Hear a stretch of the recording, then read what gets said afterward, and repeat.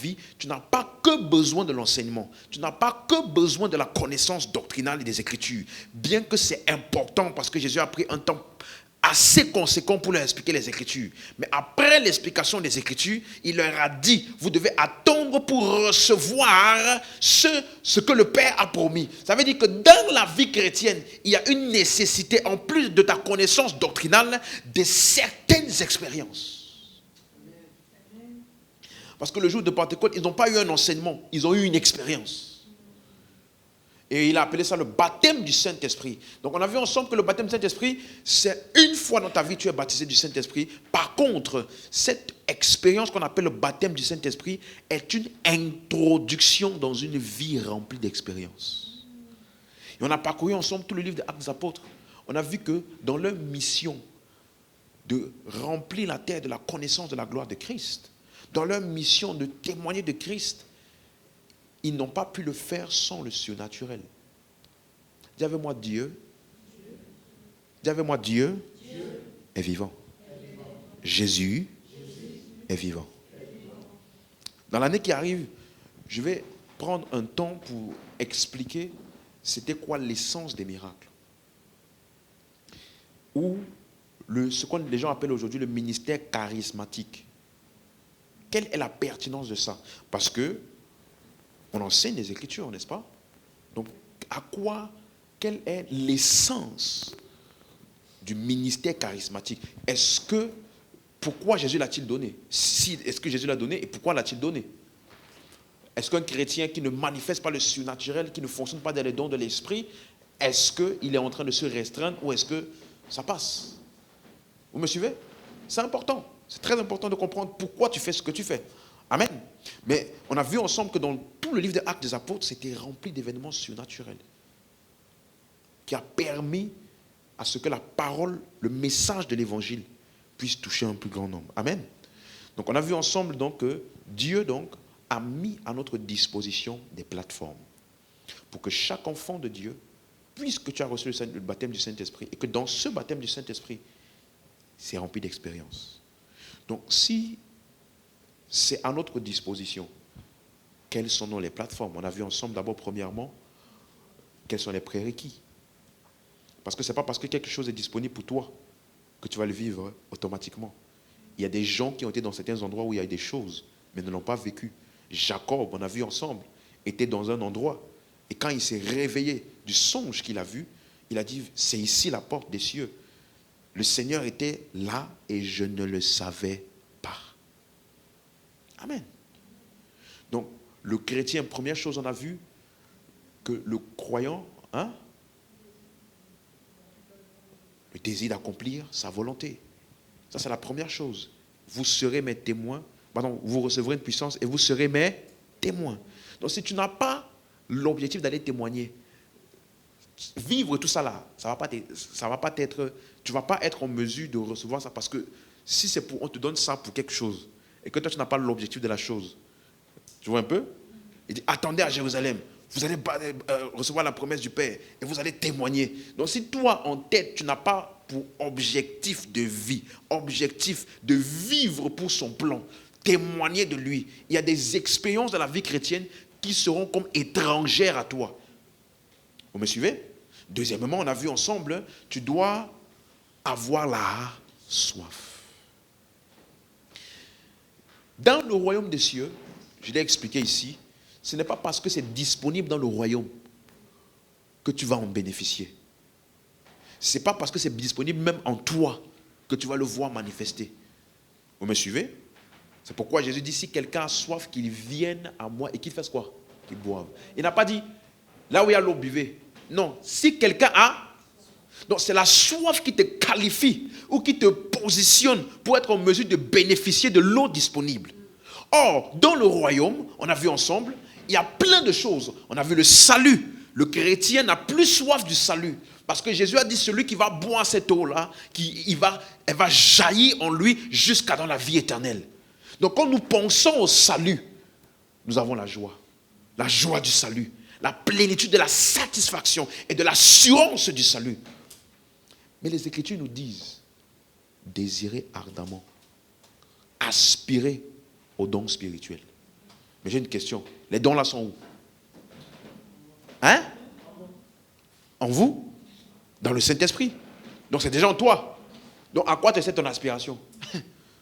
C'est pas parce que c'est là qu'automatiquement ça se manifeste. Tu vois? C'est ce à quoi tu aspires qui te permet de prendre avantage de ce qui est disponible pour toi. Et dernièrement, on a vu la foi et la persévérance. Le croyant ne marche pas par les émotions.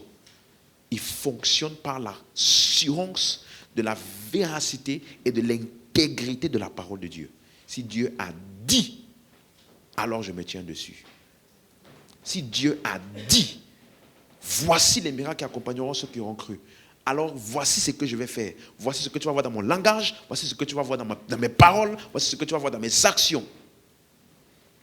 La foi et la persévérance. C'est la foi et la persévérance qui a fait en sorte que les disciples ont attendu 10 jours.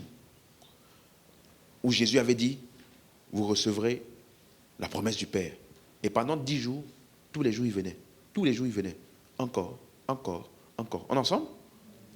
Donc, le chrétien qui n'est pas positionné de cette manière, il va être exposé à ces différentes plateformes dont on va parler, mais c'est comme si ça ne va pas lui prendre, ça va pas lui donner un avantage. Il ne va pas savoir tirer avantage des temps de prière. On a vu les 4 plateformes, n'est-ce pas? Je les ai citées. La première, c'était quoi? Hein? La prière. Donc, un homme qui veut vivre régulièrement les expériences de Dieu, qui va lui permettre d'être efficace dans sa mission sur terre, doit être un homme de prière.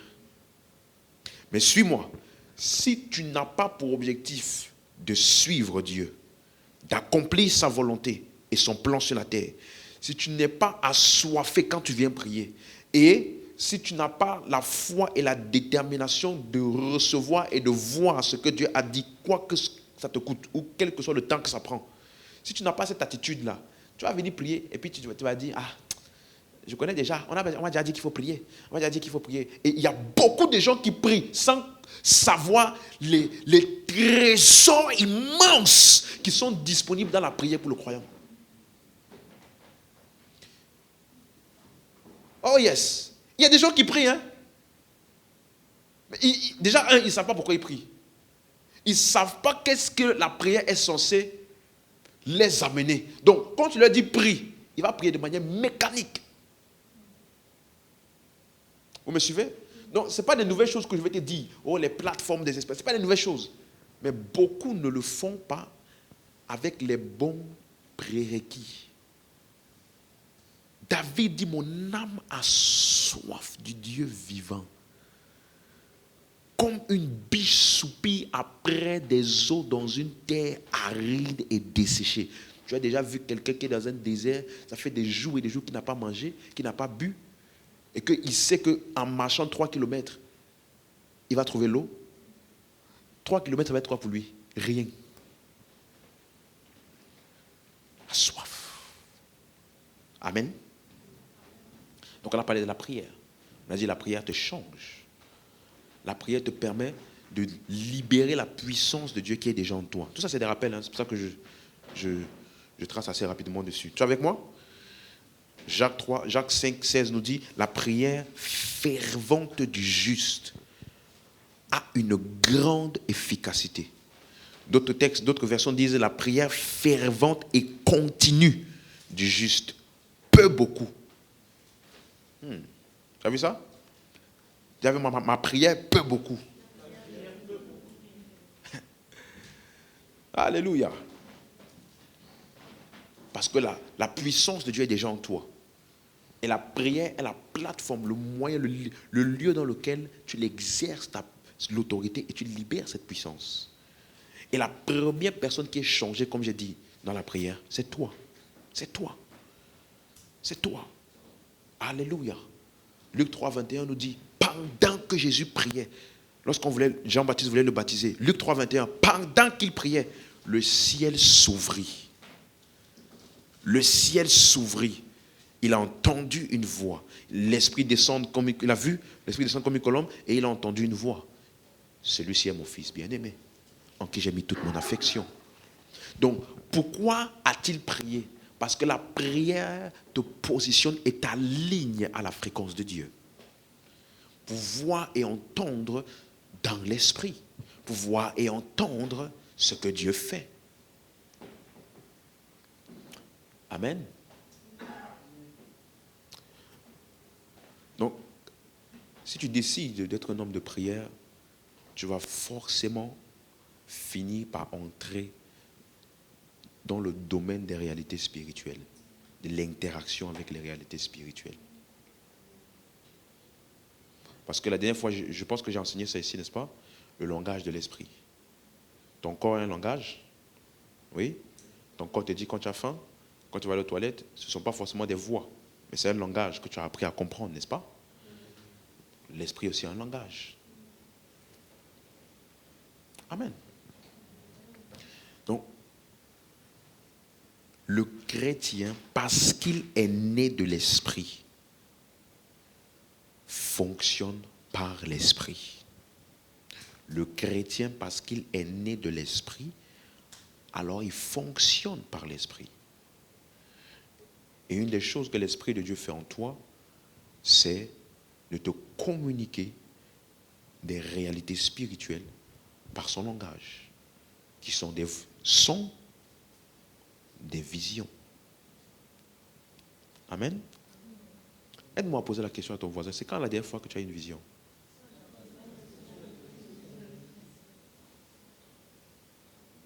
Pas la dernière fois. C'est quand la dernière fois que Dieu t'a parlé?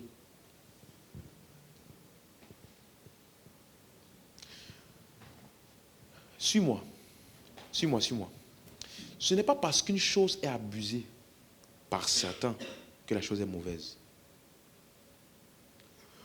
Des fois, parce que certains ont abusé de Dieu m'a dit, Dieu m'a dit, Dieu m'a dit, Dieu m'a dit, il y a maintenant des gens qui sont devenus rétractaires à ça. Dès qu'on dit Dieu m'a dit, à moi ces choses-là, à moi ces choses-là. Frère, Dieu parle. Dieu parle. Amen. Jésus est vivant. N'oublie pas ça, hein. Jésus est vivant. Et s'il est vivant, ça veut dire qu'il continue de faire ce qu'il faisait. Donc, si tu dis à quelqu'un Jésus est vivant, assure-toi de montrer à la personne ce que Jésus vivant fait. Parce que la preuve de la vie, c'est l'action. Oui. Donc, nous ne parlons pas et ne prêchons pas un message théorique. Non, on prêche un message réel qui a des preuves et des signes qui attestent de la véracité de celui que nous présentons dans notre message. Et les premiers bénéficiaires de la véracité de sa vie, c'est celui qui présente le message. Donc toi-même le messager, tu dois avoir expérimenté celui que tu peux présenter. Jésus est le baptiseur du Saint-Esprit. Ça veut dire que lorsque Jésus est en action, les gens voient, les gens entendent. C'est ça le baptême du Saint-Esprit. Les gens voient. En ces derniers jours, Pierre dit dans Actes 2, 17 et 18, il a répété la prophétie de Joël. Dans les derniers jours, je répandrai de mon esprit sur toute chair. Vos fils et vos filles prophétiseront. Vos jeunes gens auront des visions et vos vieillards auront des songes. Suis-moi. C'était Pierre qui était en train de parler au peuple d'Israël. Écoute-moi. Et il était en train de leur dire que le Seigneur dont parlait Joël là, parce que le verset d'après dit, quiconque invoquera le nom du Seigneur sera sauvé. Donc tout l'argumentaire de Pierre était de leur prouver que le Seigneur dont Joël parlait, c'était le Christ ressuscité. Et il a dit juste après, c'est pour cela que maintenant, élevé à la droite du Père, il a répandu l'Esprit, comme vous pouvez le voir. Donc, il est en train de décrire l'événement de la Pentecôte comme une preuve que Jésus est vivant. Et que le Seigneur qui était annoncé, qui devait répandre de son esprit là, c'est Jésus ressuscité. Et voilà comment il a répandu. Donc, si tu crois que Jésus est Seigneur et que son esprit est en toi, alors tu dois vivre la vie de l'esprit. Comme preuve du fait qu'il est vivant. Est-ce que je parle à quelqu'un? Ça fait sens pour toi? Donc, quand tu dis Jésus est vivant, tu dois savoir de quoi tu parles. Il est vivant, ça veut dire quoi? Il se révèle encore à moi. Oui, j'ai des expériences. Il y a des gens qui voient Jésus. Hein? Amen. Donc, on a vu, la première plateforme, c'est quoi? La prière. La dernière fois, on a vu la deuxième plateforme. Oh my God. C'est quoi? L'étude et la méditation de la parole. Il y a trop peu de chrétiens qui savent contacter Dieu par sa parole. Étudier la parole te donne le sens des Écritures et te révèle le plan de Dieu. La méditation de la parole te permet d'implémenter en toi ce que tu avais compris. Donc, si tu ne sais pas méditer, tu vas connaître des choses sans les vivre. Quelqu'un me suit? Parce que je t'ai expliqué, vous vous rappelez l'exemple des 3 personnes qui étaient ici? Tout le monde se rappelle de l'exemple? Que le socle de ta vie, c'est ton système de pensée, ton intellect. Donc, si ton intellect est erroné, même tes expériences vont être un court-circuité. C'est pourquoi il dit dans Romains 12, verset 2, ouvrons Romains 12, verset 2. Romains 12, verset 2. Je vais essayer d'aller vite dessus parce que je vais toucher le 3e point aujourd'hui. Romains 12, verset 2. Il dit, ne vous conformez pas au siècle présent, mais soyez transformés par le renouvellement de quoi? Tu peux dire ça plus fort? Renouvellement de quoi?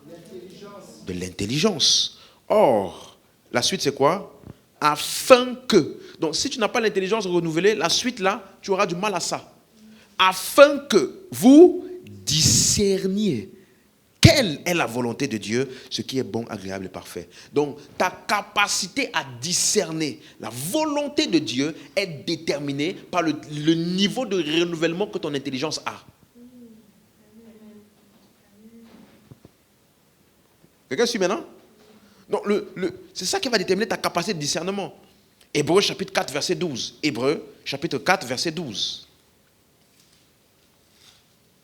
Donc, c'est pour ça que des fois, il y a des gens qui me demandent souvent, mais comment je fais pour savoir si c'est Dieu qui m'a parlé ou si c'est ma pensée? Tu as déjà eu cette question? Est-ce que c'est ma pensée ou est-ce que c'est Dieu? Est-ce que c'est moi ou est-ce que c'est Dieu? Comment tu poses encore cette question parce que tu n'es pas rempli de la parole? Si tu apprends à méditer, la méditation va calibrer ton intellect pour capter Dieu et sa voix. Regarde ce qu'il dit ici, Hébreux chapitre 4, verset 12. On est ensemble? Car la parole de Dieu est vivante et efficace. Dis avec moi, la parole de Dieu est vivante. Tu suis? Donc ça veut dire que la parole de Dieu là, ce n'est pas juste des choses que tu lis.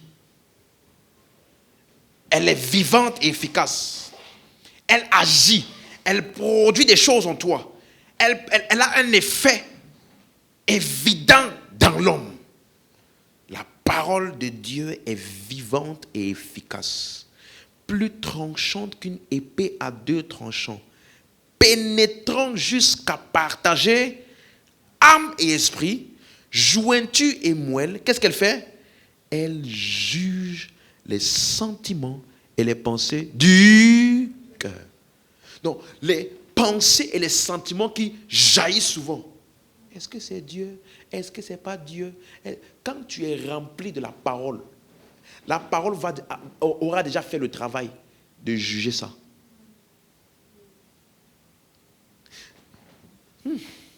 Suis-moi. Suis-moi. Beaucoup de gens ne comprennent pas ce qu'on dit souvent, par exemple, marcher selon l'esprit. Et vous n'accomplirez pas les désirs de la chair. Ils pensent que ça veut dire, quand quelqu'un marche maintenant selon l'esprit, devant n'importe quelle circonstance, il aura l'envie de faire la parole. Il aura l'envie de marcher selon l'esprit. Il aura... Ah, non. marche selon l'esprit dans ton intellect. Écoute ce que je te dis. N'oubliez pas mon exemple que j'ai donné la semaine passée. Il y a l'esprit qui est là. Hein? Il y a ton intellect ici. Et il y a ton corps. Donc, quand on dit marcher selon l'esprit, on est en train de dire, ça s'adresse à lui qui est au milieu ici.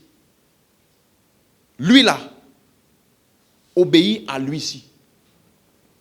Donc, voici une situation qui se pose devant moi. Je peux avoir, il dit, vous n'obéirez pas aux convoitises de la chair. Convoiter veut dire désirer. Donc, devant une situation, je peux même avoir un sentiment, une envie de faire le contraire de la parole. Mais parce que mon intellect a été calibré selon l'esprit, je vais dire non, ce n'est pas ma nature. Donc, c'est un raisonnement qui m'anime devant toute situation. Ce n'est pas forcément un sentiment. Tu marches selon l'esprit dans ton intellect. Ça veut dire que tu as permis à ton intellect de raisonner selon les raisonnements de l'esprit. De raisonner, quand on dit par exemple, le fruit de l'esprit, c'est la paix. Le fruit de l'esprit, c'est la patience. Le fruit de l'esprit, c'est la foi. Le fruit de l'esprit, c'est la bonté. Quelqu'un te fait du mal, tu peux sentir en toi le désir de régimber. Mais comme ton intellect a été alimenté par la parole, qui est ta nature de l'esprit, devant la situation, la pensée de l'esprit va monter. Ne rendez point le mal par le mal, mais surmontez le mal par le bien. Si ton ennemi a faim, donne-lui à manger. Si ton ennemi a soif, donne-lui à boire. Je ne sens pas ça, je sais ça. Où? Dans mon intellect. Donc, marchez selon l'esprit, vous n'accomplirez pas les désirs de la chair. Donc, marcher selon l'esprit, c'est pas quand il m'a fait ça, l'esprit m'a dit, calme-toi. Et puis, subitement, j'ai senti l'envie de me calmer. Si tu attends ça, il y a des fois, tu vas sentir rien. Donc, l'homme spirituel n'est pas contrôlé par les émotions, mais il est contrôlé par l'esprit. Or, l'esprit te contrôle à partir de ton intellect. Ça veut dire qu'il a permis à son raisonnement, ses perceptions des circonstances, des différents événements, d'être alignés à l'esprit. Moi, je ne peux pas détester quelqu'un. C'est impossible. Je me suis tellement entraîné à ça que ce n'est plus possible. Fais-moi ce que tu veux. Ce qu'on appelle haine, ça ne peut pas faire longtemps dans mon cœur. Ce n'est pas possible. Suis-moi. Je ne dis pas ça pour après lutter. Ce n'est pas possible. Pourquoi? C'est parce que intelligence comment? Renouvelée. Donc, il n'y a plus une circonstance que je vais regarder et rester cogiter dessus pour voir comment le mal m'a fait mal. Et puis, voir comment... En fait, tout ce raisonnement-là où les gens s'assoient pour faire... ce n'est plus possible dans mon intellect à moi. Ce n'est plus possible. Tu vois? Parce que quand ça va arriver, j'ai trop de critiques qui vont monter. Fium, fium, fium, fium, fium. OK. Même si j'avais l'envie là va être effacée par toute la connaissance, pas juste mentale, mais implémentée, qui a déterminé ma manière de raisonner maintenant. Est-ce que je parle à quelqu'un? Tu dois méditer et permettre à la parole de façonner ton raisonnement, ta perception. Amen. Donc, c'est à cause de ça qu'on t'enseigne les mêmes choses.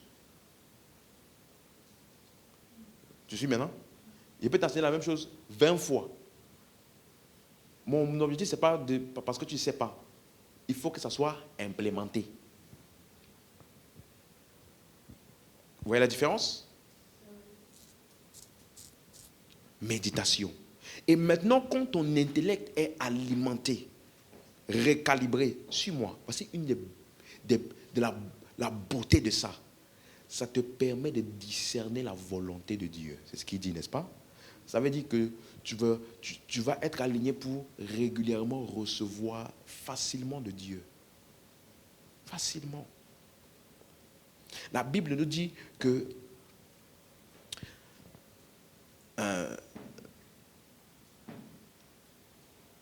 Éphésiens chapitre 1, verset 16. Regardez ce qu'il dit.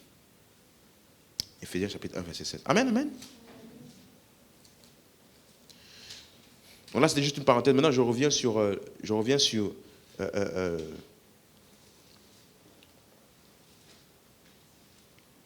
les choses de l'esprit, en rapport avec les expériences. Regardez, Éphésiens 1, verset 16, il dit, je ne cesse de rendre grâce pour vous, faisant mention de vous dans mes prières, afin que le Dieu de notre Seigneur Jésus-Christ, le Père de gloire, vous donne, on a déjà mieux traduit ce verset, par l'esprit de sagesse, parce que tu as déjà de l'esprit.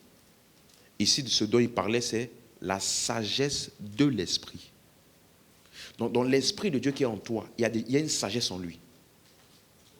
Et il appelle ça révélation dans sa connaissance. Donc, il est en train de dire que dans ton esprit, suis-moi, dans ton esprit, il y a sagesse et révélation dans la connaissance. Et il prie pour toi pour que Dieu te donne ça. Or, donc Dieu ne va pas prendre ça quelque part pour te donner. C'est déjà en toi, puisqu'il appelle ça la sagesse de l'esprit. Or, l'esprit est où? En toi. Donc, il va maintenant t'expliquer pourquoi il appelle ça révélation. Quand on dit révélation, ce n'est pas quelque chose de caché. C'est quelque chose qui était hors de ta vue et de ta connaissance, dont subitement tu prends conscience. Donc, il appelle ça révélation dans la connaissance. Maintenant, le verset 18, il explique comment ça se fait. Verset 18. Qu'il illumine les yeux de votre cœur. Donc, il t'explique donc que la sagesse de l'esprit qu'il appelle révélation. La révélation là, c'est quand les yeux passent, pas les yeux ci, les yeux d'où? Du cœur. Or, qu'est-ce qu'on appelle les yeux du cœur? En termes plus français. L'imagination.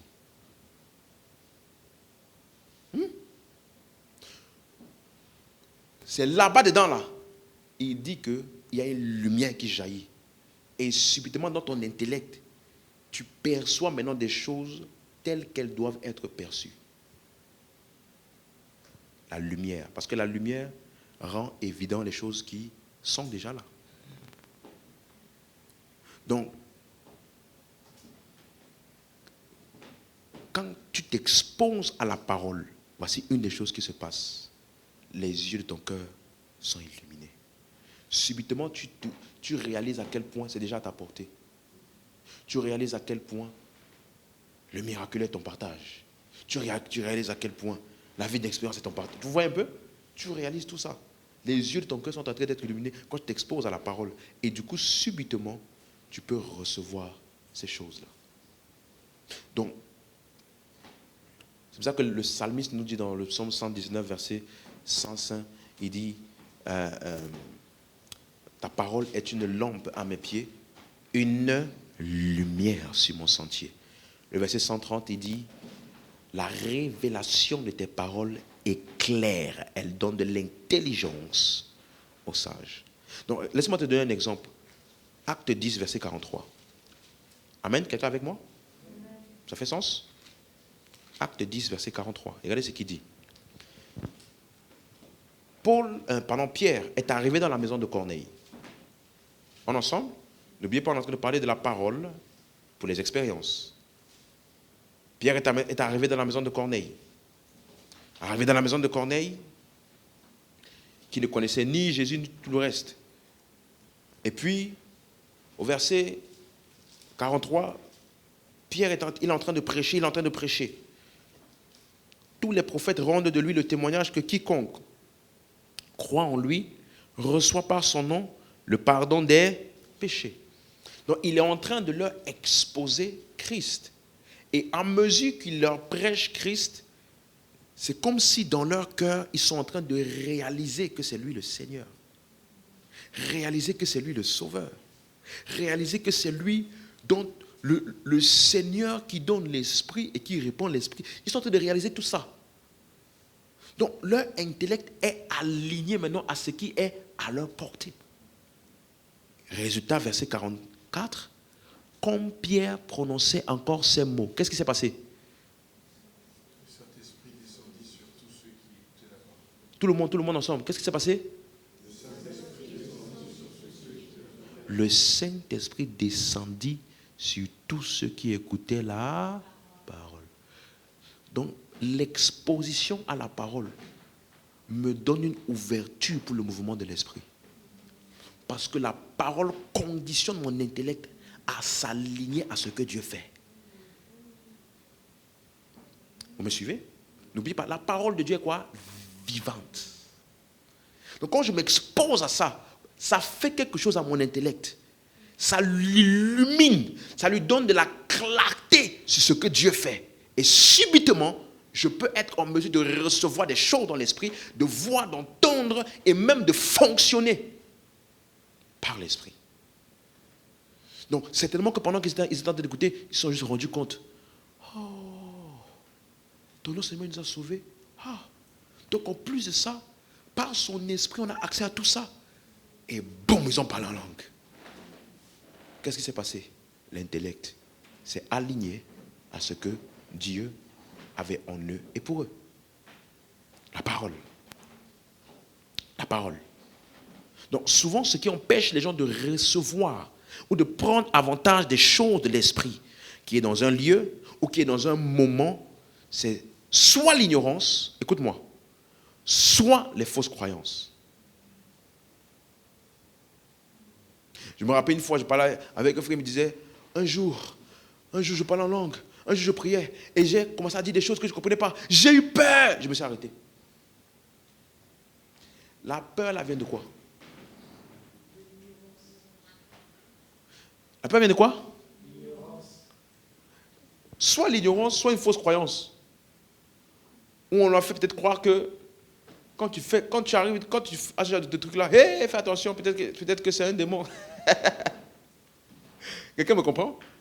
Donc, ton intellect peut te jouer des tours. C'est pour ça que Paul dit dans 1 Corinthiens 12, verset 1, pour ce qui concerne les choses de l'esprit ou les dons spirituels, je ne veux pas, frère, que vous soyez dans l'ignorance. Ça veut dire que l'ignorance des choses de l'esprit peut t'empêcher d'en bénéficier, même si c'est là. C'est pour ça que le jour de Pentecôte, dans le même endroit où les gens ont vu des langues de feu, les gens ont entendu, ils ont vécu une expérience extraordinaire. D'autres personnes sont venues dans la même salle, le même endroit, le même lieu. Et ils ont dit, ils sont fous. Ils sont ivres. Le même endroit. Pourquoi? Certains étaient ignorants.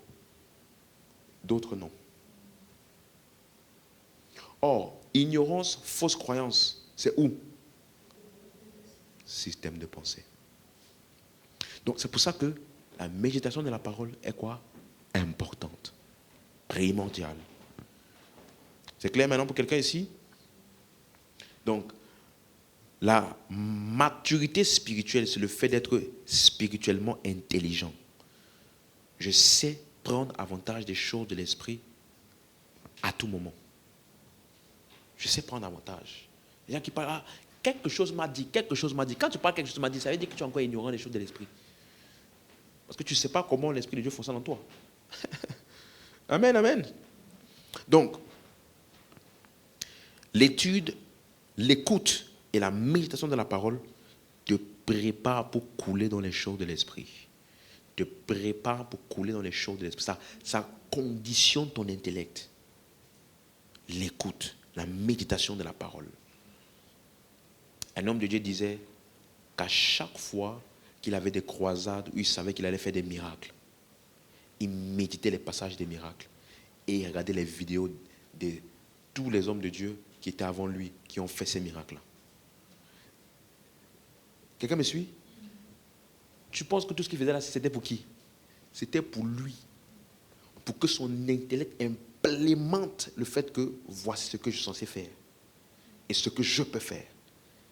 Et dès qu'il se retrouvait sur le champ de la mission, des malades, des paralytiques, puisqu'il avait déjà été exposé, non seulement à ça dans les Écritures, mais dans toutes les vidéos qu'il avait visionnées, avec lesquelles il avait prié. Donc, il voyait comment les malades se levaient facilement. Donc, devant lui aussi, quand on amenait des paralytiques, il n'a pas tremblé, parce que son intellect avait déjà implémenté le fait que quand tu vois un paralytique, il peut se lever. Donc, souvent dans les choses de l'esprit, vous comprenez maintenant? Ton intellect peut te jouer des tours. Quand quelqu'un doute, parce que quand il va voir un malade, un paralytique devant lui, la pensée qui va venir dans sa tête, c'est hey, c'est chaud, hein? C'est chaud, c'est chaud. Imagine, je prie. Donc, il va commencer à visualiser, il va prier et la personne reste couchée. Voilà ce qu'il va visualiser. Donc, quand il va maintenant venir pour imposer la main, tu comprends? Que c'est dans ton intellect que ça te joue des tours. Donc, il faut maintenant bâtir ça. Bâtir ça en l'exposant à ce à quoi il doit penser. Régulièrement, régulièrement. Donc, c'est une chose que j'ai appris à faire. Des fois, quand je veux prier et que je sens que je galère un peu à connecter à, je prends la parole. Parce que la Bible dit que 2 Timothée 3,16, toute écriture est inspirée de Dieu. Donc, tu vois, quand tu viens venir prier là et que tu ne sens pas l'inspiration, le feu de la prière t'emporter là, des fois, arrête un peu, ou bien continue à prier, prends la parole. Prends un enseignement. Tu suis? Parce que dans la parole, les Écritures sont inspirées. Donc ça veut dire que c'est déjà l'inspiration de Dieu à laquelle tu es en train de t'exposer. On dit aucune prophétie de l'Écriture n'a été par une volonté d'homme, mais c'est poussé par l'Esprit que les hommes ont parlé de la part de Dieu. Donc ce que tu lis dans les Écritures là, ce sont des choses qui sont venues sous l'inspiration de l'Esprit. Souvent, est-ce que je peux dire ça ici? Souvent, quand tu veux travailler,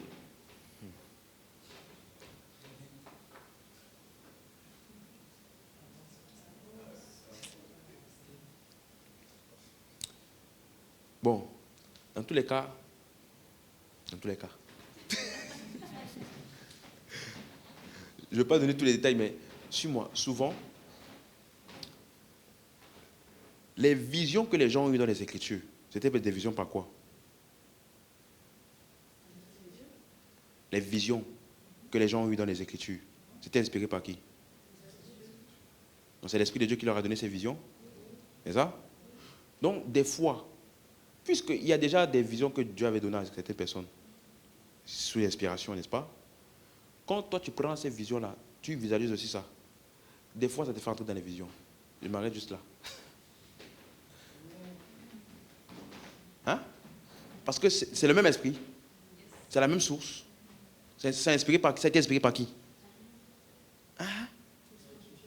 Donc, je te montre comment prendre avantage de ce qui est déjà à ta disposition. C'est ça que j'essaie de te faire comprendre. Il y a des choses qui sont déjà à ta disposition. C'est déjà inspiré, c'est déjà révélé, c'est déjà visionné.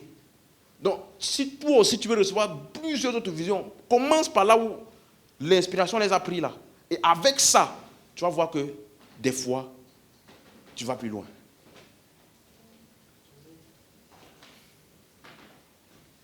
La méditation de la parole. Luc 24, verset 32, les disciples sur le chemin d'Emmaüs, ils sont dit les uns les autres, notre cœur ne brûlait-il pas en nous, pendant qu'il nous parlait. Écoute-moi, je t'ai dit, la parole est vivante. Donc, Jésus a juste partagé des Écritures avec eux. Il leur a exposé des Écritures. Et quelque chose a commencé à bouillonner en eux. Donc, des fois, il y a des chrétiens, tu es froid, tu sens que le feu, la passion de Dieu, là n'est plus trop là. Expose-toi à des enseignements qui parlent de ce que tu as besoin.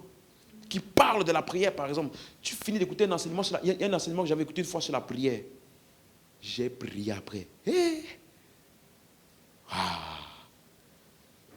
La parole de Dieu est quoi? Vivante. Dans la parole là, il y a le feu. Dans la parole là, il y a la passion. Dans la parole là, il y a des visions. Dans la parole là, il y a l'inspiration. Donc, quand tu t'exposes à ça, ça commence à créer des choses en toi et ça te conditionne pour les expériences. Notre cœur ne bouillonnait-il pas? il y a des enseignements, il y a des choses que tu écoutes, il y a des méditations, des versets que tu prends, et puis même juste une question que tu te poses par rapport à un point. Et les Écritures viennent donner clarté à ça. Tu vas voir que tu n'auras pas juste la clarté. La clarté là va venir avec un élan en toi. Un élan. Tu dois apprendre à prendre avantage de la parole pour expérimenter Jésus. Parce qu'il est la parole vivante. Il est la parole vivante. Tu dois savoir prendre avantage de la parole pour expérimenter Jésus. Il est la parole vivante. Amen. Dernier point. Troisième plateforme. Les rassemblements. Les rassemblements. Alléluia. Les rassemblements.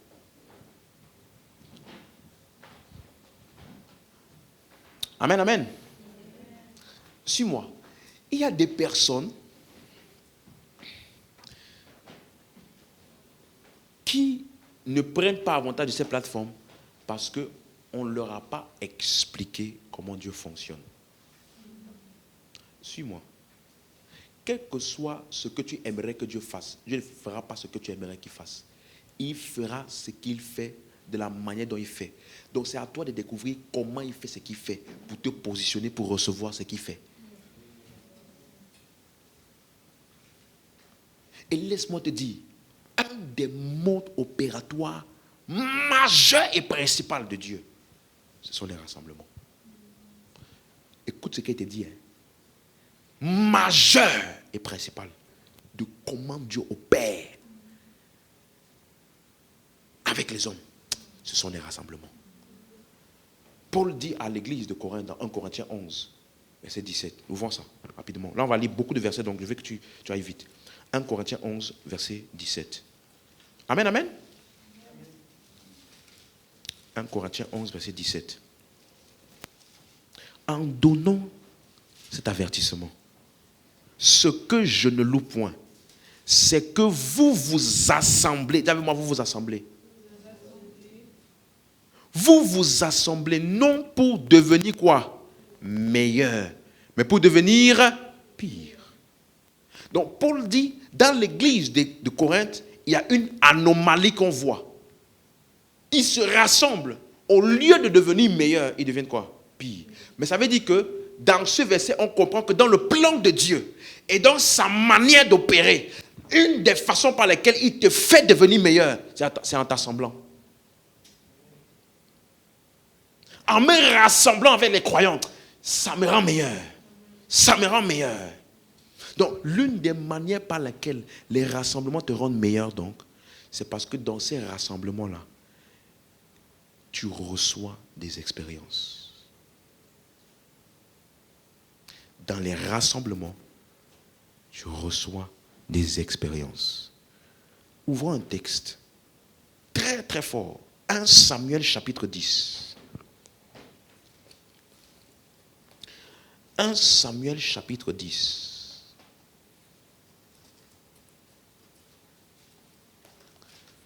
1 Samuel chapitre 10. Verset 1.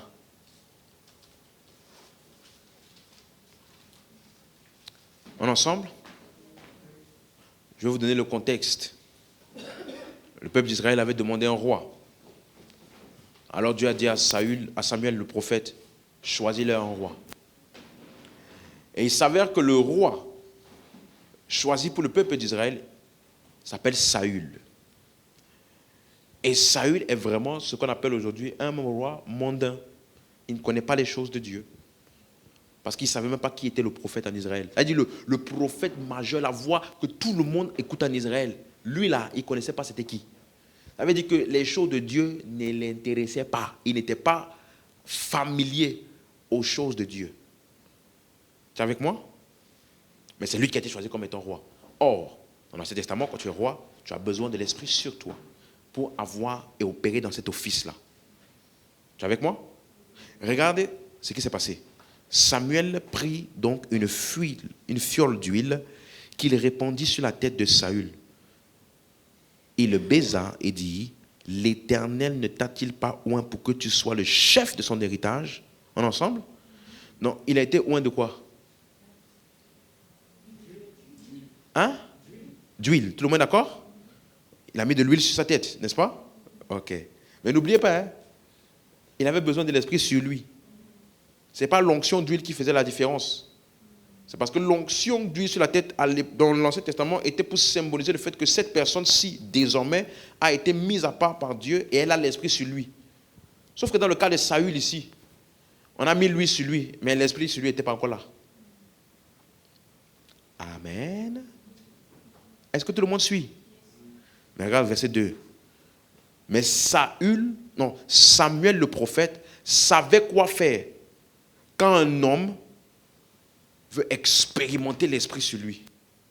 Il savait comment un chrétien froid peut entrer dans le mood de l'esprit. Donc, il va lui dire, verset 2, aujourd'hui, après m'avoir quitté, tu trouveras 2 hommes près du sépulcre de Rachel, sur la frontière de Benjamin à Tel-Tak. Ils te diront, les ânesses que tu es allé chercher sont retrouvées. Et voici ton père ne pense plus aux ânesses, mais il est en peine de vous et dit, que dois-je faire au sujet de mon fils? De là, tu iras plus loin et tu arriveras au chêne de Tabor où tu seras rencontré par 3 hommes montant vers Dieu à Bethel et portant l'un 3 chevreaux, l'autre 3 gâteaux de pain et l'autre une outre de vin. Ils te demanderont comment tu te portes et ils te donneront 2 pains que tu recevras de leurs mains. Vous êtes à moi jusqu'ici? Verset 5. Après cela, tu arriveras à Gibéa Elohim, où se trouve une garnison de Philistins. Notez bien ça. Maintenant la suite. En entrant dans la ville, tu rencontreras quoi? Plus fort? Est-ce que je peux dire une assemblée? Un groupe de prophètes? Ok. Donc, tu trouveras une troupe de prophètes descendant du haut lieu, précédés du luth, tambourin, de la flûte et de la harpe, et prophétisant eux-mêmes. Donc, Saül, tu vas être ou un roi. On a mis lui sur toi, mais il n'y a pas l'esprit encore sur toi. Tu vois? Mais on sait comment on va t'aider. Il y a un groupement de prophètes là. Ils fonctionnent déjà par l'esprit sur eux. Ils marchent en groupe, ils prophétisent. Tu suis? Donc, Saül, qu'est-ce que tu vas faire quand tu vas retrouver? Verset, il dit, l'esprit de l'Éternel te saisira. Tu prophétiseras avec eux et tu seras changé à un autre homme. Saül n'a pas dit, l'esprit vient sur toi, viens sur toi. Il a mis l'huile, il a fait tout ce qu'il a. Ça n'a pas pris. Mais je sais qu'il y a une parade qui est immanquable, ça ne manque pas. Va dans un endroit où tout le monde fonctionne avec l'esprit. Ça va te prendre. Ça va te prendre. Et qu'est-ce qui s'est passé? Verset 10. Lorsqu'ils arrivèrent à Gibéa, voici une troupe de prophètes vint à sa rencontre. Il s'est juste trouvé à l'endroit où ils étaient. Et l'Esprit de Dieu le saisit et il prophétisa au milieu d'eux. Verset 11. Tout ce qu'il avait connu auparavant, dis avec moi auparavant. Donc on savait que lui là, c'est un gars indifférent aux choses de Dieu. Dans les choses de Dieu là, on ne le connaît pas, il n'est pas dans cet environnement là. Mais parce qu'il s'est joint à un groupe, il s'est joint à un regroupement de personnes qui sont en train de fonctionner par l'esprit. Verset 11. Tous ceux qu'il avait connus auparavant virent qu'il prophétisait avec les prophètes. Et l'on se disait l'un à l'autre dans le peuple, qui est-il arrivé au fils de Kis? Saül est-il parmi les prophètes? En d'autres termes, donc tu es maintenant parmi eux. Qu'est-ce qui s'est passé? Juste parce qu'il s'est joint à un rassemblement. Et des gens, ils sont froids. Ton zèle est tel. Et tu dis, je reste à la maison pour essayer de rester avec Dieu. Tu es un blagueur. Tu es un vrai blagueur. Est-ce que je parle à quelqu'un? Suis-moi. L'homme est un... Bon, tout le monde sait ça ici. L'homme est un produit d'influence. Dieu a créé l'homme pour être influencé. Donc, les endroits où tu te retrouves régulièrement vont finir par t'affecter. Par exemple, si tu es dans cette église ici, il y a des gens qui, quand ils venaient d'arriver, on disait prophétisez les uns sur les autres, ministrez les uns sur les autres, ils disaient comme ça à leur place. Après 1 mois et quelques, ils ont commencé à faire un pas. Bon, ils ont donné une phrase. 2 mois, 3 mois, ils ont commencé à donner 4 phrases. Après quelques temps maintenant, ils vont ministrer. Et bon. Frère, je ne sais pas exactement, mais dès que je te vois, voici ce que Dieu dit.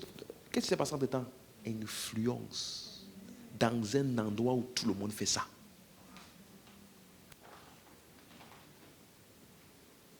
Mais voici mon point, puisque je parle des expériences.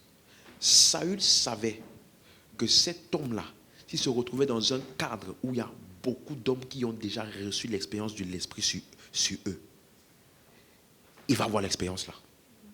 Il va avoir l'expérience là. Il s'est juste joint à la troupe des prophètes. L'esprit est sur lui. Il a commencé à prophétiser. Parce qu'il savait, le prophète savait qu'il n'aurait pas eu ça autrement nulle part ailleurs. Donc note ceci. Note ça. Il y a des rassemblements qui sont des rendez-vous divins. Suis-moi, c'est quand tu es insensé que tu penses que c'est juste des frères qui viennent se réunir. C'est juste des frères qui viennent se réunir, ce n'est pas différent de concert. Ce n'est pas différent de match de foot. Ce n'est pas différent des gens qui vont se réunir au bar. Ce n'est pas différent des gens qui vont à l'école. La particularité et la différence de nos rassemblements, c'est l'Esprit de Dieu qui se met en nous et en travers de nous pour affecter des vrais changements et révéler le Christ.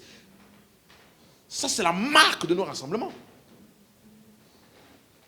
Donc, il y a des rassemblements, et c'est ça que je veux te prouver ce soir. Il y a des rassemblements qui sont des rendez-vous divins. Ça veut dire que c'est là-bas, à ce lieu-là et à ce moment-là, que Dieu va te parler et va se révéler à toi, ou bien tu vas l'expérimenter d'une manière différente. Tu ne l'auras pas ailleurs.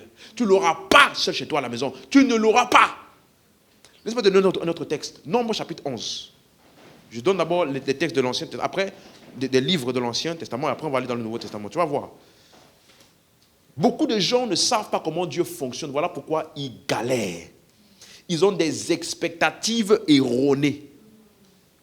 Avait dit, comme les disciples, ils ont dit, oui, le Messie, non, Jésus, il est mort. Nous espérions que c'est lui qui allait nous délivrer de la domination romaine. Ça veut dire, ils avaient une expectative erronée du Messie. Voilà la raison pour laquelle ils ne l'ont pas reconnu quand il est venu en Israël. Donc des gens ont des expectatives erronées.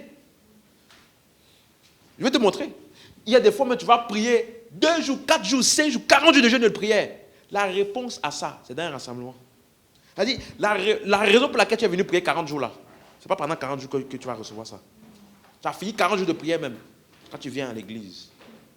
Une phrase que le pasteur dit, une phrase qu'un frère, une sœur te dit, ou bien un refrain dans un chant. Subitement, le refrain là n'est plus un refrain. C'est une parole de Dieu pour toi, qui est la réponse et qui te donne une expérience. Donc, tu méprises une église et les rassemblements. Tu es toi-même en train de court-circuiter une opération majeure de Dieu pour ta vie. Nombre 11. Regardez ce qu'il dit. Verset 12. Pour vous donner le contexte ici, le peuple a commencé à murmurer contre Moïse, parce qu'ils mangeaient la manne tous les jours, ils étaient fatigués de manger la manne. Ils ont dit, on veut la viande aussi, on veut la variété. Dans le désert, hein, ils disaient, on veut la variété. Oh, les gens vraiment, on veut la variété, on est fatigué de la manne. Alors le peuple, Moïse est parti prier à Dieu, dit, Seigneur, c'est quoi ce peuple-là? Pourquoi tu m'as donné même la promesse à moi seul que c'est moi qui vais les amener dans la terre d'Israël, dans la terre promise. Un seul homme comme moi, je ne peux pas les porter tout seul. C'est ce que Moïse a dit. Regardez le verset 12. Est-ce que c'est moi qui ai conçu ce peuple? Est-ce moi qui l'ai enfanté pour que tu me dises, porte-le sur ton sein, comme le nourricier porte un enfant, jusqu'au pays que tu as juré à ses pères de lui donner? Verset 13. Où prendrai-je de la viande pour donner à tout ce peuple? Car ils pleurent auprès de moi en disant, donne-nous de la viande à manger. Verset 14. Je ne puis à moi seul porter tout ce peuple, car il est trop pesant pour moi. Verset 15. Plutôt que de me traiter ainsi, tue-moi, je te prie, si j'ai trouvé grâce à tes yeux et que je ne vois pas mon malheur. Tu vois là, tout le monde voit le contexte? Allons maintenant, verset 16. Regardez ce que Dieu répond. L'Éternel dit à Moïse, assemble auprès de moi 70 hommes, des anciens d'Israël, de ceux que tu connais comme anciens du peuple et ayant autorité sur lui. Amène-les à la tente d'assignation et qu'ils s'y présentent avec toi. Regarde bien les instructions de Dieu. Verset 17. Je descendrai et là, dis à ton voisin, là je te parlerai. Hein? Mais Dieu, tu es déjà en train de me parler. Dieu était déjà en train de parler avec Moïse. Et Moïse dit, assemble le peuple d'Israël. C'est là-bas, dans la tente là, que je te parlerai. Elle dit, quand eux tous seront rassemblés, et qu'ils seront tous là-bas, là je te parlerai. Hein? Mais dis-moi directement ici ce que tu vas me dire là-bas. Non, il y a des choses qu'on ne dit pas en privé, que Dieu dit uniquement quand tu es là. Là, je te parlerai. Mais ce n'est pas tout.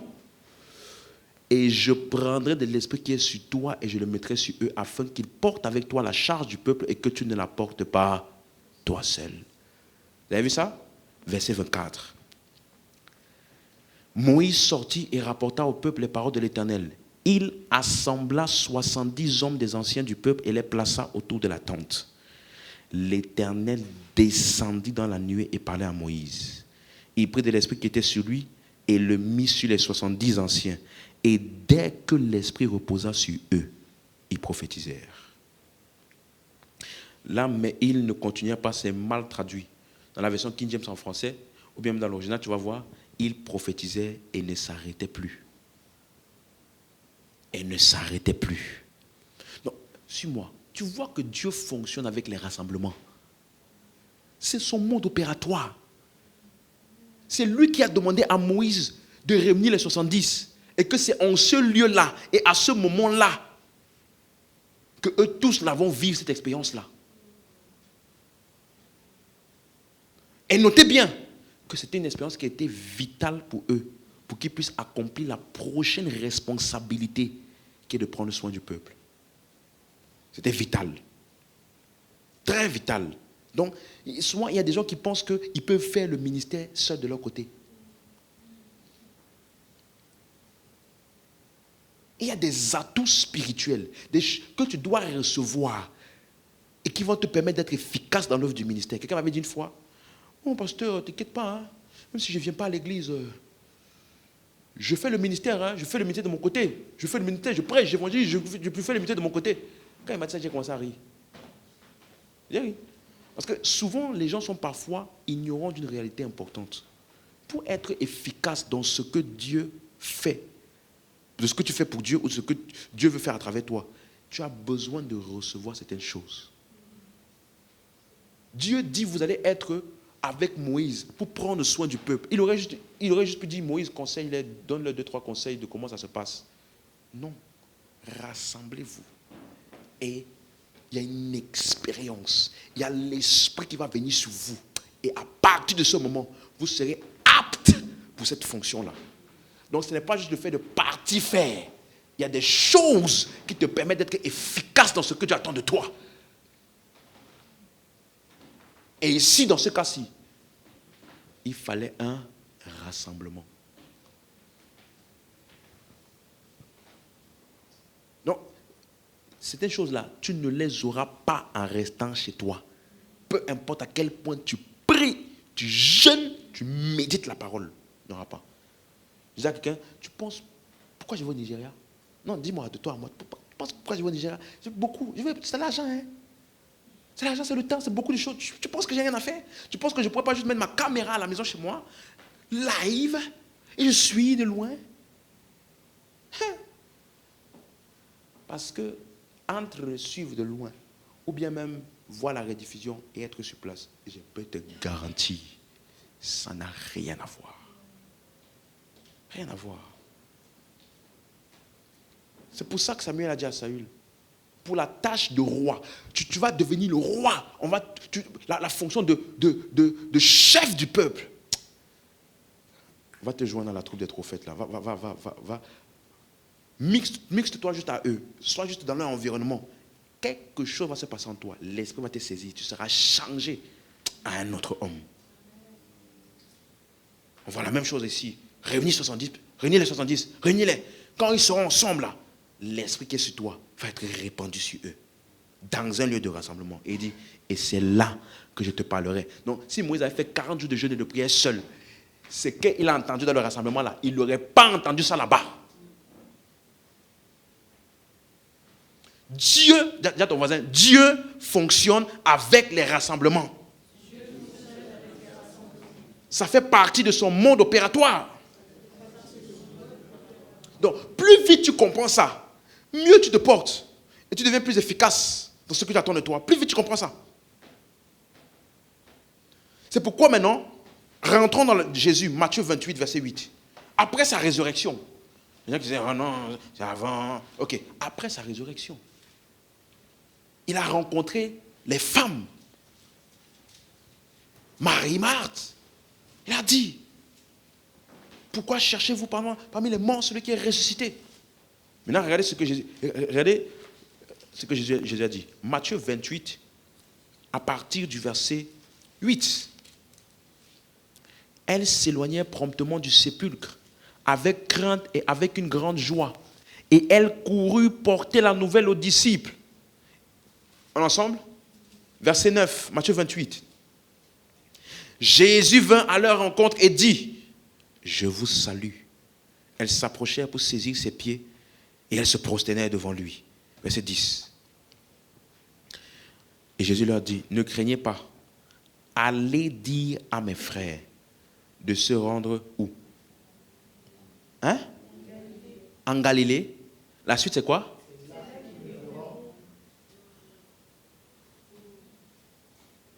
C'est là qu'ils vont voir le Christ ressuscité. C'est là-bas. Donc, si tu veux, prie chez toi et puis tu vas en Judée ou en Samarie. Et toi et ta prière, vous allez rester seuls. Même si le plan de Dieu pour toi était que tu sois témoin oculaire. Témoin oculaire là est lié aussi à ta coopération avec le monde opératoire de Dieu qui est des lieux de rassemblement et des rendez-vous divins. Est-ce que je parle à quelqu'un ici? Il a dit, c'est là-bas qu'ils vont me voir. Donc, il y a des expériences, il y a des instructions que tu n'auras que quand tu te trouves là, dans le lieu, dans le moment, dans le lieu, Tu n'es pas là-bas, tu n'auras pas. Ce n'est pas parce que Dieu ne peut pas faire ailleurs, c'est parce que c'est comme ça qu'il a choisi de fonctionner. Donc je t'ai dit, ça ne sert à rien d'espérer. Moi, j'aimerais que Dieu vienne me parler chez moi à la maison. Il vient me parler à tel moment. J'aimerais. Dieu ne fonctionne pas avec ton j'aimerais. Il fonctionne comme il fonctionne. C'est à toi de découvrir comment il fonctionne et de prendre avantage de comment il fonctionne à sa manière. Parce qu'entre toi et lui, celui qui a besoin de l'eau, c'est toi. C'est toi.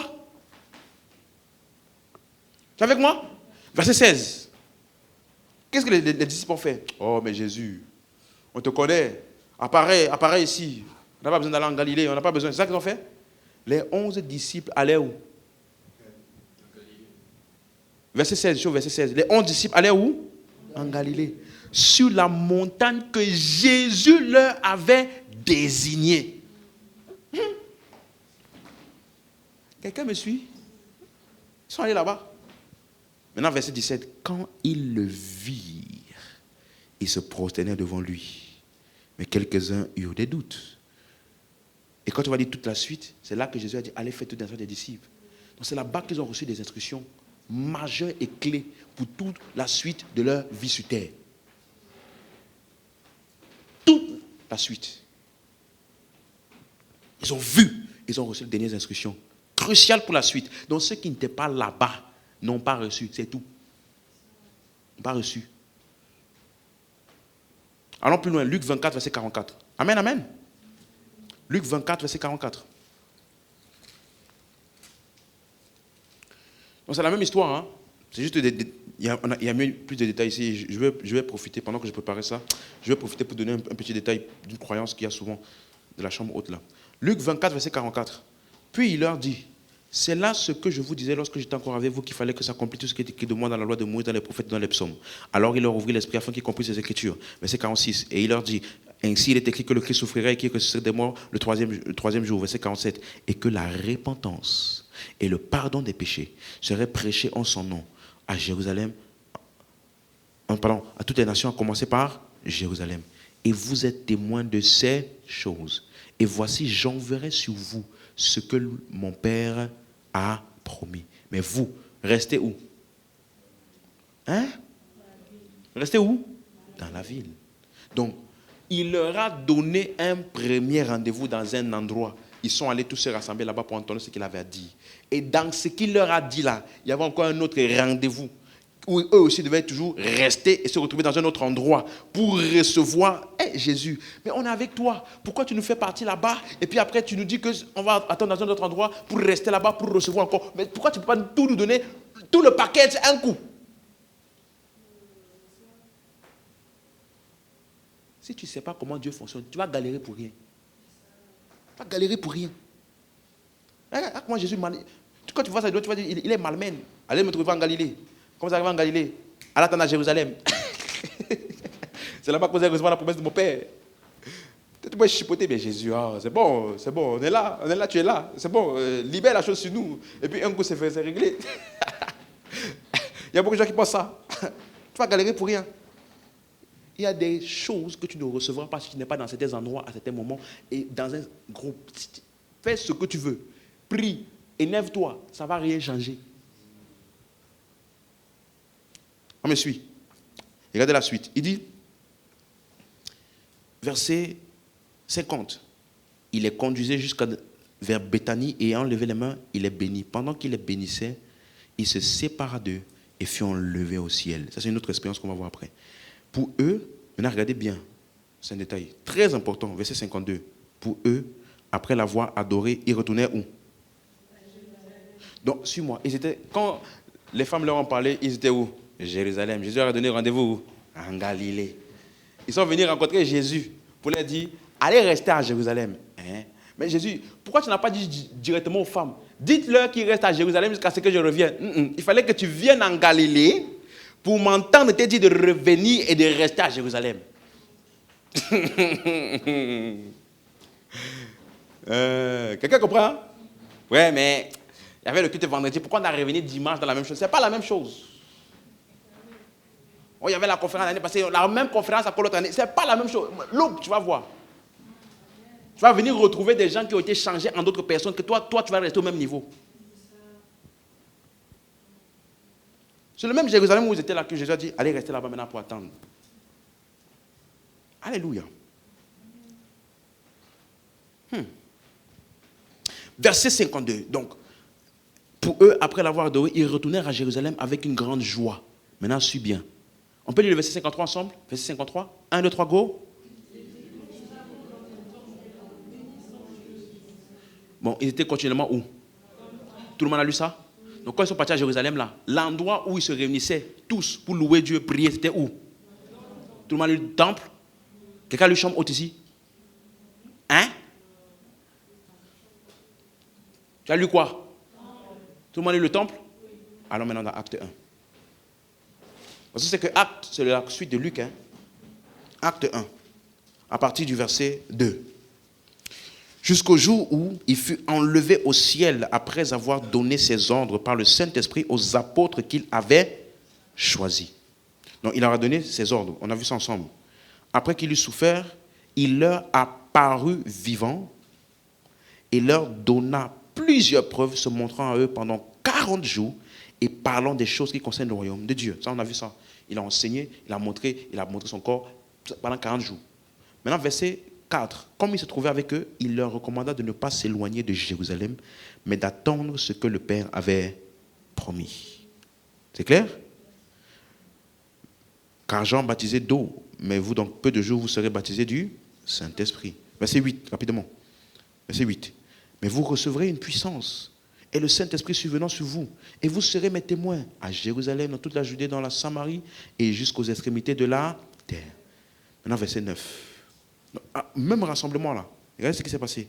Après avoir dit cela, il fut élevé pendant qu'ils le regardaient, et une nuée le déroba à leurs yeux. Et comme ils avaient les regards fixés vers le ciel pendant qu'ils s'en allaient, voici 2 hommes vêtus de blanc leur apparus. Dis avec moi, ils ont apparu. Tout ça, c'était une vision, c'était une expérience.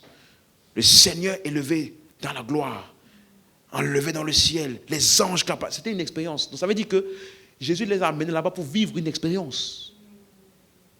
Verset 11, pardon. Et il dit, hommes galiléens, pourquoi arrêtez-vous à regarder au ciel? Ce Jésus qui a été enlevé au ciel au milieu du milieu de vous reviendra de la même manière que vous l'avez vu allant au ciel. Ça, c'est l'expérience qu'ils ont eue. Maintenant, verset 12. Alors ils retournèrent à Jérusalem, de la montagne appelée des Oliviers qui est près de Jérusalem, à la distance d'un chemin de sabbat. Maintenant, suivez bien. Verset 13. Tout le monde au verset 13? Quand il fut arrivé, ils montèrent. Dis avec moi, ils montèrent. Ils montèrent où? Dans la chambre. Tout le monde a lu ça? Où ils se tenaient d'ordinaire. Il là, c'est qui? Les 12. Chambre haute, c'est le lieu où restaient les 12. Ce n'est pas le lieu où ils se réunissaient pour prier. Vous suivez? Maintenant, regardez verset 14. Tous d'un commun accord persévéraient dans la prière. Maintenant, on rajoute les autres personnes. Avec les femmes, avec Marie, mère de Jésus, et avec les frères de Jésus. Là, c'est la prière communautaire avec tout le monde. Ça se passait où? Dans le temple. Donc, la chambre haute n'est pas le lieu où a eu lieu la Pentecôte. La chambre haute était le lieu où se réunissaient, où restaient, dormaient les 12. Et à l'heure de la prière et au moment de prière, ils descendaient dans le temple où il y avait tout le monde. C'est pour ça que plus de 3000 personnes ont pu entrer là-bas pour entendre la parole. C'est quelle chambre où il y a 3000 personnes qui vont écouter la parole? Dis-moi, c'est quelle chambre? C'est quelle chambre? Non. C'est clair maintenant pour quelqu'un? Je sais qu'il y a des gens qui ont chambre haute. J'ai même donné ça le nom de leur ministère, chambre haute, le lieu de la Pentecôte. Bon, c'est pas grave. L'essentiel est ce qui se passe. C'est pas le nom. Amen. Mais suis-moi. Jésus leur a dit de rester à Jérusalem et d'attendre la promesse du Père. Personne n'est resté dans son coin pour prier. Vous savez pourquoi? Parce qu'il savait comment Dieu fonctionne.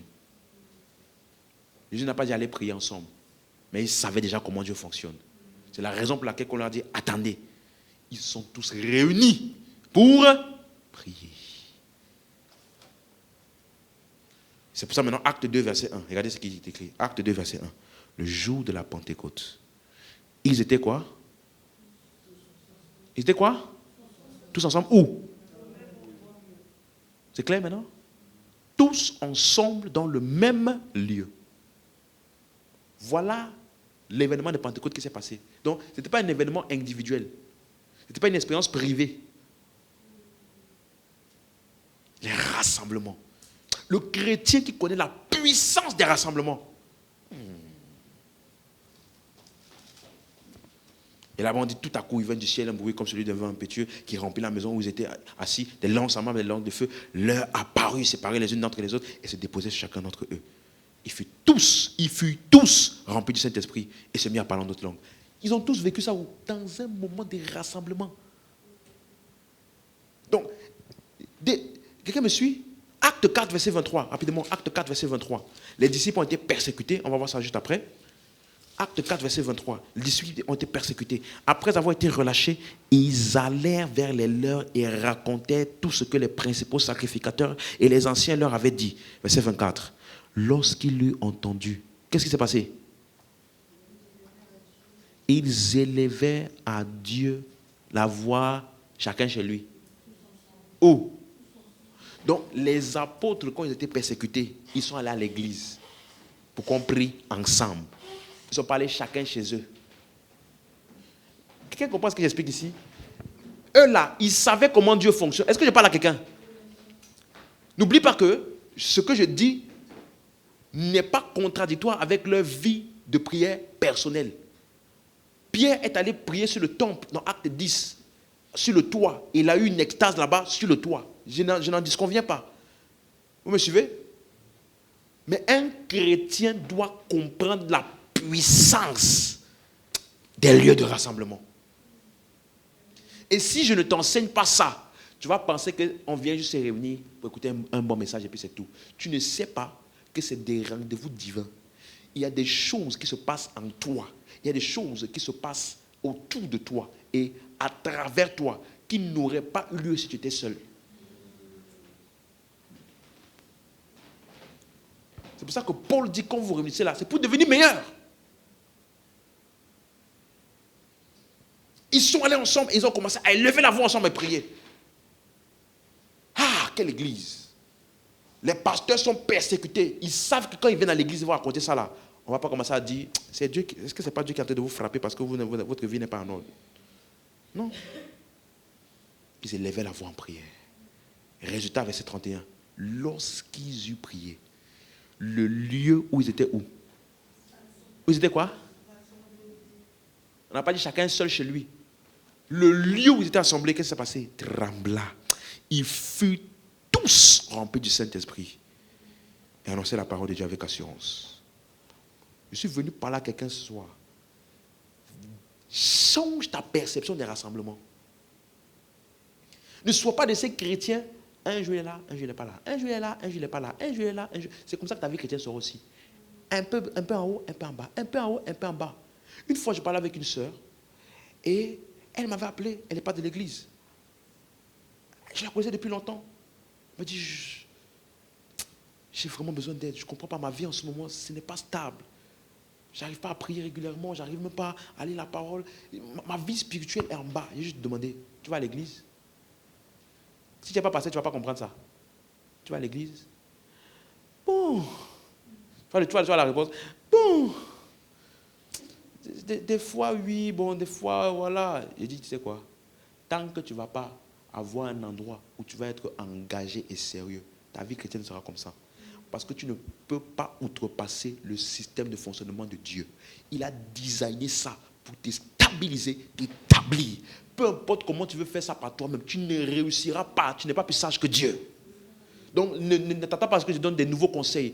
Non, quand tu veux prier, mets ton alarme, fais ceci. Toutes les techniques qu'on va te donner là, tu vas essayer, ça ne va pas marcher. Parce qu'il y a quelque chose que les rassemblements mettent en toi, établissent en toi, stabilisent en toi. Quand tu vois plusieurs autres personnes qui sont en feu, tu deviens en feu. Quand tu vois plusieurs autres personnes qui sont stables, tu deviens stable. Quand tu vois plusieurs autres personnes qui pensent d'une manière, ça booste ton système de pensée à s'aligner de cette manière-là. Tu ne peux pas faire sans ça.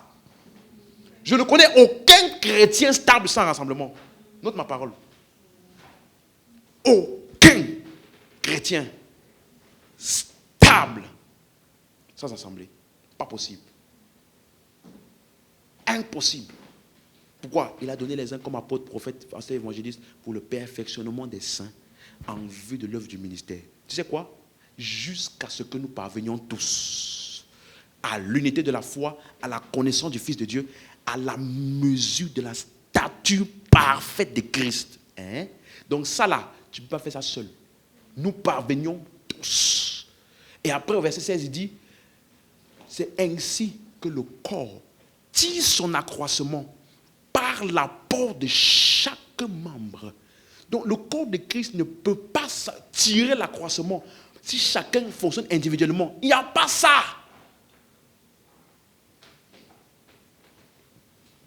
Quelqu'un me suit? Depuis l'Ancien Testament jusqu'à maintenant, Dieu n'a pas... Écoute-moi, il ne va pas changer son mode de fonctionnement pour toi. Mais moi, je suis un enfant de Dieu spécial. Lui, tu es spécial. On est tous spéciaux. Voilà pourquoi nous tous, dans notre spécialité, là, on fait comment Dieu fait. Quelqu'un me comprend? Ne sois pas insensé.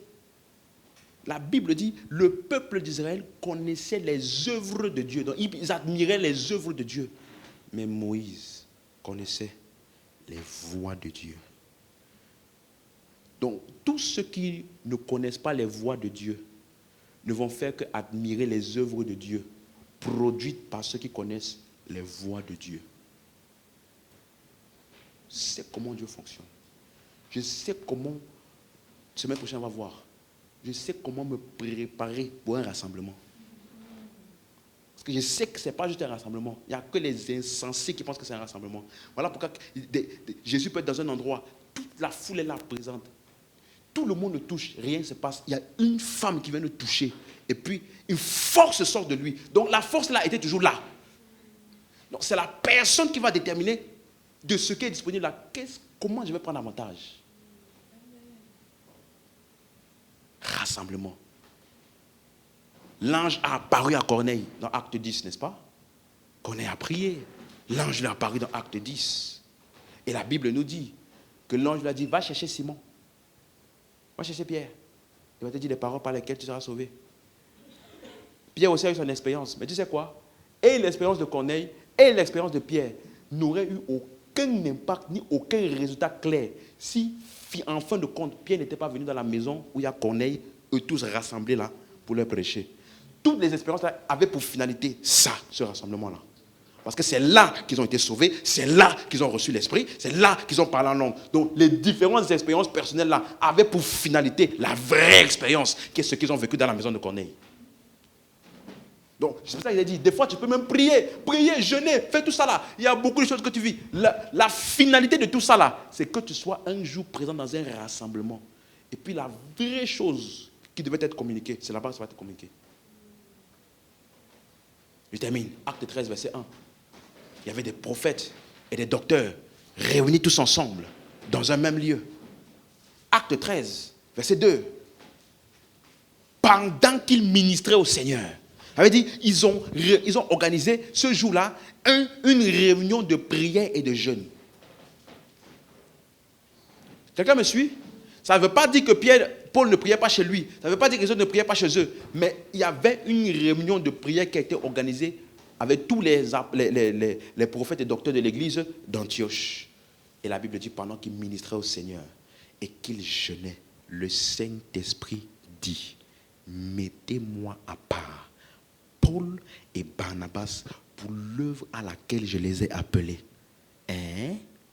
Donc, comme Paul dit dans Romains 1, verset 1, Paul, apôtre de Jésus, mis à part pour annoncer l'évangile. Frère, mis à part là, ce n'était pas en secret. Ce n'était pas en secret. Il dit, apôtre de Jésus-Christ, mis à part pour annoncer l'évangile de Dieu. Mis à part là, c'était dans un rassemblement, ça s'est passé. Des fois, les gens ils pensent qu'il va prier 100 ans, 100 jours, 100 jours, 100 jours. Et puis une voix va te dire, mon fils, je t'ai appelé pour le grand réveil. Peut-être ça là, c'est pas là-bas que tu auras ça. Des fois, c'est juste dans un rassemblement, quelqu'un va te dire, Dieu te met à part pour une mission particulière. Voilà comment le Saint-Esprit vient de parler. Parce que quand Dieu le Saint-Esprit parle, il ne pense pas qu'il y a une voix qui a sonné du ciel. Mettez-moi à part. C'est quelqu'un qui a parlé par l'Esprit. Dans ce rassemblement-là. Quelqu'un comprend ce que j'explique? Donc, je veux que ne sois pas insensé. Tout croyant doit comprendre comment Dieu opère. Et les rassemblements sont un des canaux primordiaux de son mode opératoire. Plus vite tu comprends ça, mieux tu te portes.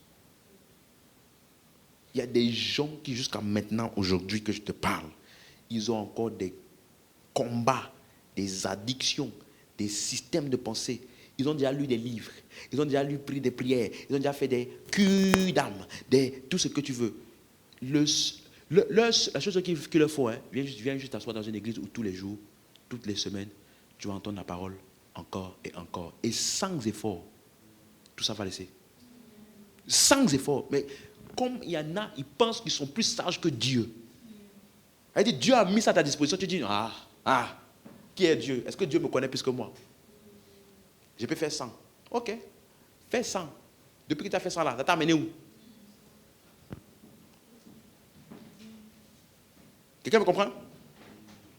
Sois intelligent. L'intelligence là, il y a une différence entre l'intelligence spirituelle et l'intelligence du monde. Tu peux être intelligent dans le monde, intelligent à l'école, intelligent tout ça là, mais spirituellement là, tu es stupide. Parce que la façon dont tu réfléchis et les décisions que tu prends et la manière dont tu diriges ta vie, spirituellement parlant, ce n'est pas selon la sagesse de Dieu. C'est de la folie. Tu t'imagines si Paul n'était pas venu à un rassemblement de prière de tous les apôtres, de tous les docteurs et les prophètes, pour lui dire, bon, un homme de Dieu de mon calibre, est-ce que je suis obligé d'aller là-bas? Je vais juste leur envoyer deux, trois de mes petits pour qu'ils puissent faire acte de présence à ma place là-bas. Et moi, je vais rester prier Dieu, mon Seigneur ici. Il aurait prié encore et encore et encore et encore. Continue à galérer. Amen. On peut se lever, on peut se lever. Amen. Dis à ton voisin, les rassemblements. Laisse-moi te lire un verset. Tu vas répéter après moi. Hébreux chapitre 10, verset 25. On va lire ça ensemble. Hébreux 10, verset 25.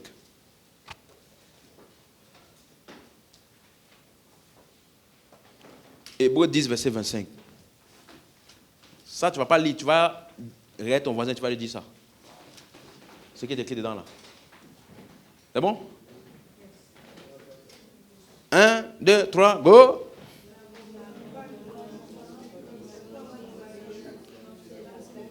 Juste la première partie. N'abandonnons pas notre âme. Comme c'est quoi? Non, ça ne va pas commencer aujourd'hui. Il y a la coutume là, la coutume. Il y a des gens qui c'est une coutume. C'est-à-dire quand tu les connais, leur culture, leur manière de vivre, c'est ça. On n'a pas dit quitter l'assemblée. Hein.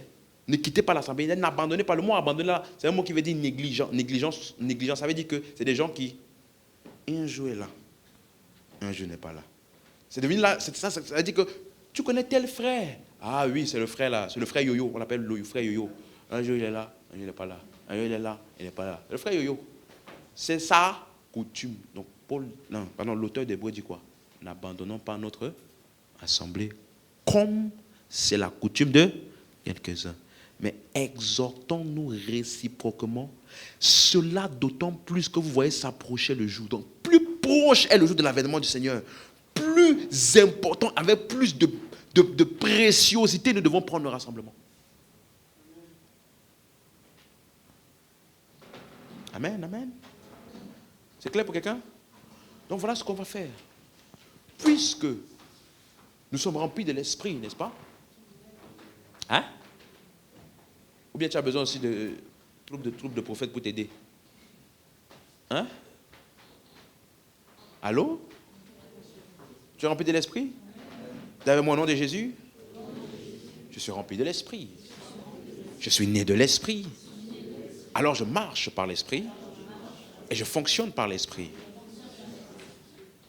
Et puisque ce rassemblement est un rassemblement d'édification pour devenir meilleurs les uns et les autres, et est une plateforme par laquelle le Saint-Esprit peut parler aux uns et aux autres. Alors, je suis disposé pour être cette plateforme pour quelqu'un, pour parler par l'Esprit, ministrer par l'Esprit, afin de procurer une édification. Au nom de Jésus, amen. Alléluia. Dis encore ceci, je prophétise aisément. Mes yeux voient aisément dans l'esprit. J'entends clairement dans l'esprit. Et je ministre pour produire l'édification. Au nom de Jésus, amen. Va donc vers quelqu'un par la foi en ce que tu viens de dire et ministre par l'Esprit de Dieu. On a 5 minutes.